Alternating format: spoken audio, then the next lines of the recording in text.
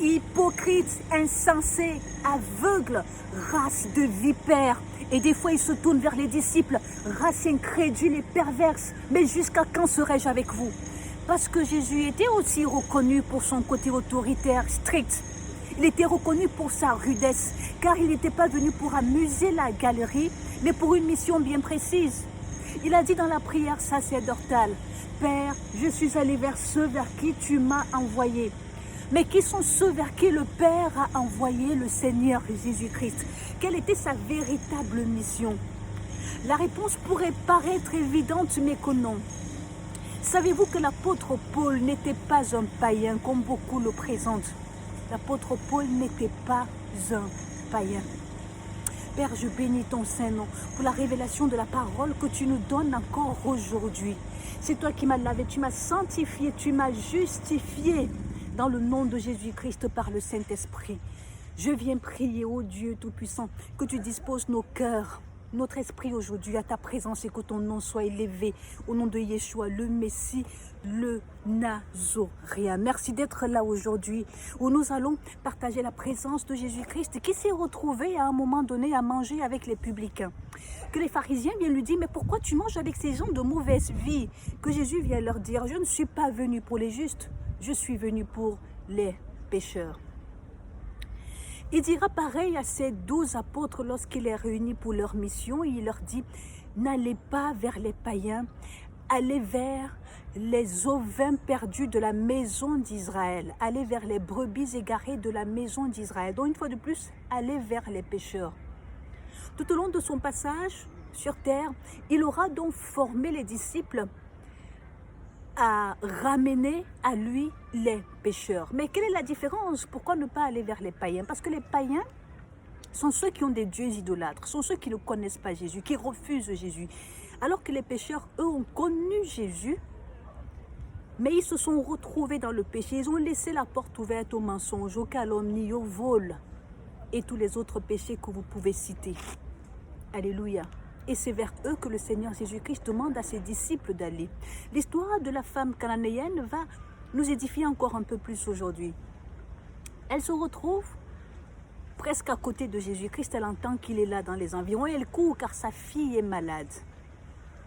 Elle voudrait la guérison pour sa fille, mais que Jésus ne l'aura même pas calculé. Ce sont les disciples qui viennent lui dire, s'il te plaît, renvoie-la. Parce que là, elle nous casse déjà les oreilles depuis au matin qu'il aura dit ceci. Qu'ils ne partagent pas le pain des enfants d'Israël, ce n'est pas pour les petits chiens. Et la femme aussi, dans sa petite sagesse, elle vient dire, oui, les petits chiens peuvent se contenter des petites miettes qui tombent de la table de leur maître. Il lui aura dit, ta foi est grande, vas-y, qu'il en soit fait selon ce que tu veux. Alléluia. Alors Jésus-Christ, pourquoi est-ce qu'il n'a même pas calculé cette femme? Pourquoi est-ce qu'il a été si dur avec elle? Parce que cette femme est cananéenne. Être cananéenne, c'est être païenne. Être païenne et de Canaan, de surcroît, c'est qu'elle avait hérité d'une malédiction depuis le temps de Noé, car elle venait de Canaan. Canaan qui était le fils de Cham, Cham qui était le fils de Noé. Et Noé avait lancé une malédiction sur ce dernier parce qu'il s'était moqué de lui alors qu'il avait vu sa nudité. Il lui a dit, sache que tu seras les esclaves, que tu seras esclave des esclaves de tes fils. Donc cette femme était héritière d'une mauvaise parole. C'est pour cela qu'on demande souvent à chacun de faire attention aux paroles que nous prononçons contre les serviteurs, contre les oints de l'Éternel. Faisons attention, parce qu'après vous pouvez hériter d'une malédiction générationnelle. Vous aurez beau dire c'est votre tante, c'est votre oncle, non, que c'est à cause d'une parole, à cause d'une attitude que vous avez eue envers un serviteur à un moment donné de votre vie. Il lui aura dit qu'il ne peut pas donner ce pain des enfants d'Israël aux petits chiens, car Jésus appelait les païens les petits chiens. Ce ne sont pas les pécheurs, mais c'est bien les païens que Jésus-Christ appelait les petits chiens. Il n'avait aucune considération pour eux. Et ce pain dont il parle, il s'agit de l'héritage, il s'agit de la guérison, de la vie, de la parole qu'il avait apportée pour les pécheurs. Elle ne méritait pas cette parole-là. Mais parce qu'elle a dit qu'elle peut se contenter de quelques petites paroles qui vont tomber de sa table, il lui a dit, va qu'il en soit fait selon ce que tu veux et non selon ta foi, car il n'avait pas véritablement de foi. On dit que sa fille fut guérie parce que Jésus était bon, il était humble, il lui a donné la guérison physique pour sa fille uniquement, contrairement au centenier. Le centenier, lui, n'était pas un homme de Canaan. Mais il est venu dans toute son humilité implorer à Jésus la guérison de son serviteur, que Jésus aura dit, je viens chez toi. Il lui a dit non, je ne mérite même pas de te recevoir chez moi, qui suis-je, malgré que je donne les ordres à mes serviteurs. Dis seulement un mot et mon serviteur sera guéri. Et c'est la fois où dans la Bible, je lis que Jésus fut dans l'étonnement. On dit Jésus fut dans l'étonnement au point de dire à ses disciples, savez-vous que ceux qui viendront de l'Orient, de l'Occident, mangeront à la table d'Abraham, d'Isaac et de Jacob, contrairement à vous, les fils d'Israël? Il sera difficile pour vous d'entrer dans le royaume, parce que nous croyons que tout est acquis lorsque nous parlons de Jésus-Christ, alors que c'est nous qui laissons entrer le jugement, qui laissons entrer le mensonge, qui laissons entrer la fornication, et tous ces autres péchés un peu plus facilement. Les païens, eux, quand ils acceptent Jésus, ils l'acceptent entièrement. Ils croient même sans avoir vu, contrairement à nous qui chaque fois nous doutons. Alors Jésus, avant de partir, il aura dit ceci à ses disciples, allez et faites de toutes les nations mes disciples. Lorsque je préparais ce partage, cet enseignement, l'Esprit de Dieu m'a rappelé à ce passage, il m'a rappelé ce passage de Jean qui dit, et ceci, que ceux qui croient ne périssent point, mais aient la vie éternelle. Ceux qui croient, tu crois, mais tu peux périr. Et pourtant, il ne faut pas que tu périsses, il faut que tu aies la vie éternelle. Pour nous rappeler que ceux qui croient sont ceux-là aussi qui tombent dans le péché. Il ne faut point qu'on périsse, mais il faut qu'on ait la vie éternelle.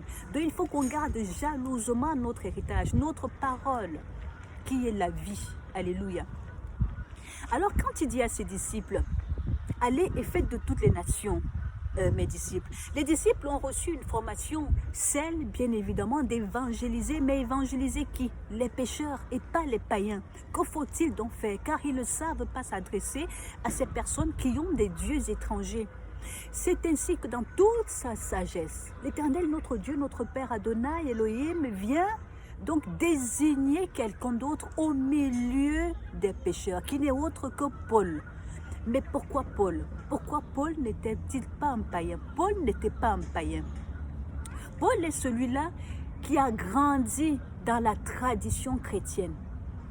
À l'âge de 8 jours qu'il a été circoncis, il était né d'une famille assez aisée.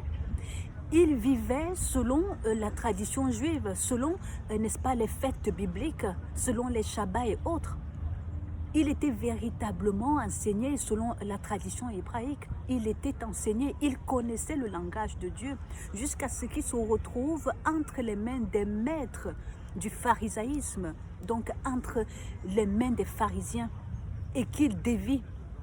Vous comprenez que Paul en fait était un croyant, mais qui s'est retrouvé dans le péché, au point d'être l'un des premiers persécuteurs des chrétiens. Dieu va donc le choisir, lui Paul, parce que non seulement il a déjà une semence en lui de la parole, mais il est celui-là qui a le plus persécuté les chrétiens et qui était mieux placé donc pour apporter cette parole. Ce n'était pas le fait du hasard. Paul est donc comme pécheur, mais qu'on a conduit, mais que l'Éternel a conduit vers les païens, afin qu'il soit apôtre des païens. Il précisera tout le temps qu'il est apôtre de Jésus-Christ, parce qu'il a cette semence de Jésus-Christ en lui depuis sa naissance, mais envoyé par Dieu, car il a été choisi par Dieu pour apporter ses paroles auprès des païens. Car il était celui qui côtoyait le plus, n'est-ce pas, les païens. Il était envoyé auprès, n'est-ce pas, de ce nouveau peuple-là. La feuille de route de Jésus était pour les chrétiens devenus pécheurs. Dont la feuille de route de Jésus-Christ, c'était d'aller vers les pécheurs. Maintenant, pendant le passage de Jésus-Christ sur terre, il aura constaté que les païens aussi venaient vers lui. Les païens aussi avaient soif de cette parole. Ils voulaient aussi quelques miettes de ces paroles. L'Éternel va donc susciter cet homme au nom de Paulus, pour aller donc désormais vers cette nouvelle cible, c'est-à-dire les païens, dont la mission de Paul était aussi bien importante que celle de Jésus-Christ, mais pas aussi grande, bien évidemment, car Jésus-Christ seul est Seigneur et Sauveur. Il fallait donc un nouvel homme. Et ce nouvel homme, vous comprenez pourquoi c'est lui qui est venu écrire la majeure partie du Nouveau Testament. Jésus-Christ est donc venu pour les pécheurs. Il a sauvé quelques païens, mais il fallait bien plus, car les 12 apôtres n'avaient pas cette mission de parler aux païens, d'enseigner, de ramener les païens. On a donc choisi cette fois-ci, l'Éternel a choisi cette fois-ci Paul, parce que Paul, lui, était un chrétien devenu pécheur qui avait la semence en lui, mais qui a côtoyé les païens. Il n'y avait pas mieux placé que Paul. Paul à qui Jésus-Christ aura demandé, mais pourquoi me persécutes-tu? Certaines Bibles parlent de la conversion de Paul comme titre. Il ne s'agissait pas de la conversion de Paul. Il n'y a pas eu une traduction fidèle, n'est-ce pas, de ce texte-là. Quand vous lisez la Bible hébraïque, il vient dire à Paul, pourquoi me persécutes-tu? Parce qu'il connaissait Paul et que Paul aussi le connaissait. Malgré que Paul lui dit, Seigneur, mais qui es-tu? Il est surpris d'entendre la voix du Seigneur qui l'a servi dans sa jeunesse, dans son enfance. Il lui dit, je suis Jésus, le Seigneur. Et le texte précise que Jésus, quand il vient parler à Paul, il parle en hébreu. Le texte précise ceci parce que lors des enseignements de Paul, quand il apprenait la parole de l'Éternel, c'était en hébreu. Donc c'était le langage pour que Paul comprenne facilement qu'il s'agissait de ce Seigneur qu'il a connu. Et le texte précise que Jésus dit ceci, je t'enverrai de ce milieu, donc du milieu des pécheurs où tu t'es retrouvé, et je t'envoie vers les païens. Dieu ne peut pas choisir un païen pour aller parler aux païens. Ça ne pouvait pas marcher. Il a donc choisi un homme qui avait la semence en lui, qui avait la parole en lui, qui est devenu pécheur, car Jésus même était venu aussi pour les pécheurs, afin qu'il aille vers les païens. La deuxième feuille de route de Dieu dans le Nouveau Testament. Alléluia. J'espère que vous avez été pleinement bénis par ce partage. Que le nom de l'Éternel soit élevé parce qu'il nous ouvre l'esprit à sa présence. La mission aujourd'hui, c'est d'évangéliser, d'aller vers les chrétiens qui sont tombés dans le péché, c'est-à-dire les pécheurs, mais d'aller aussi vers les païens. Car l'apôtre Paul nous le précise dans le livre d'Éphésiens que désormais les païens sont co-héritiers de Jésus-Christ. Soyez pleinement bénis. Au nom de Yeshua, le Messie, le Nazoréen, nous avons la victoire. Shalom.